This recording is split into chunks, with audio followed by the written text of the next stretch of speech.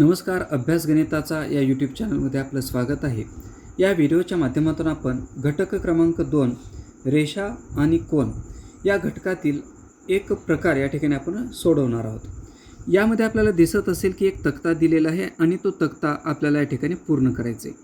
या तक्त्यात नेमकं काय दिलेलं आहे तर या तक्त्यामध्ये आपणास कोनाच्या आकृत्या दिलेल्या दिसून येतात आणि या कोनाचं निरीक्षण करून आपल्याला त्या कोनाचं नाव, कोनाच्या शिरोबिंदूचं नाव आणि कोनाच्या ज्या बाजू आहेत, बाजू म्हणजेच भुजा, यांची नावं आपल्याला लिहायची आहेत.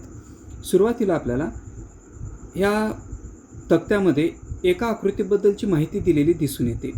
हा पहिला कोन. या कोनाचं नाव नेमकं कसं वाचायचं ते पाहून घ्या. कोनाचं नाव लिहत असते वेळेस किंवा वाचत असते वेळेस एका टोकापासून आपण सुरुवात करायची. आता या आकृतीमध्ये जर आपण पाहिलं तर त्या कोनाचं नाव लिहिते वेळेस आपण एका टोकापासून सुरुवात करूया. तर या कोनाचं नाव काय झालं? कोन KYZ. आणि कोनाचं नाव लिहित असते वेळेस सुरुवातीला आपल्याला कोनाचं चिन्ह काढायचे, नंतर त्याचं नाव लिहायचे. तर नाव काय लिहिलं आपण इथं? कोन KYZ. कोनाचं नाव लिहित असते वेळेस तेच नाव आपण उलट क्रमाने सुद्धा या ठिकाणी वाचू शकतो. म्हणजेच कोन ZYK असं सुद्धा आपण याचं वाचन करू शकतो. आपण काय करूयात आता?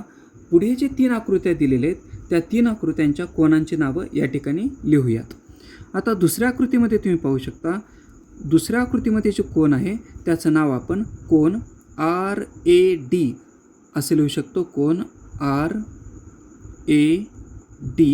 किंवा याच कोनाचं नाव आपण उलटसुद्धा लिहू शकतो. कोन DAR. इथे लिहून घेतलं आपण DAR.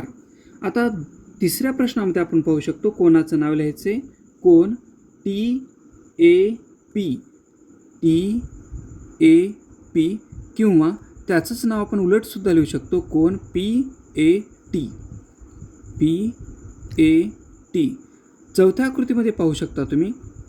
चौथ्या आकृतीमध्ये कोनाचं नाव लिहित असते वेळेस कोन MAP एकाच क्रमानं आपल्याला यायचं आहे. आणि दुसऱ्या प्रकारे जर याचं नाव लिहायचं झालं तर कोन PAM असं सुद्धा आपण याचं नाव लिहू शकतो. PAM. आता कोनाचं नाव लिहिल्यानंतर आपल्याला काय लिहायचे? कोनाच्या शिरोबिंदूचं नाव लिहायचे. शिरोबिंदू म्हणजे काय तर कोनाच्या ज्या 2 बाजू आहेत त्यांचा जो सामायिक बिंदू असतो तो सामायिक बिंदू म्हणजे शिरोबिंदू. या पहिल्या आकृतीमध्ये शिरोबिंदूचं नाव आहे शिरोबिंदू Y. दुसऱ्या कोनाचं जर निरीक्षण केलं तर या दुसऱ्या कोनामध्ये शिरोबिंदू आहे शिरोबिंदू A. तिसऱ्या आकृतीमध्ये सुद्धा शिरोबिंदूचं नाव आहे शिरोबिंदू A.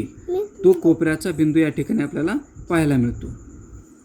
आणि चौथ्या आकृतीमध्ये जर आपण पाहिलं तर या चौथ्या आकृतीमध्ये सुद्धा शिरोबिंदूचं नाव आहे शिरोबिंदू A.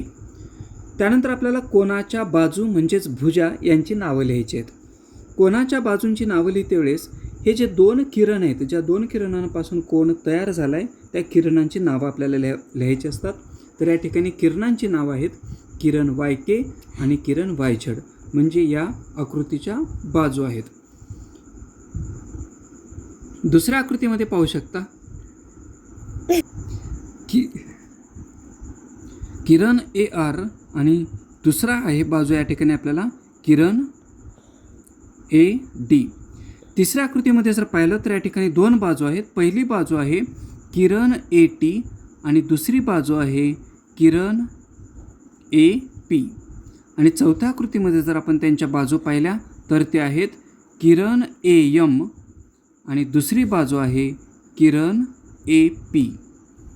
अशा पद्धतीने आपण हा जो तक्ता आहे या तक्त्यामधील कोनांची नावं, कोनाच्या शिरोबिंदूचं नाव आणि कोनाच्या भुजा याबद्दलची माहिती लिहिलेली आहे. धन्यवाद.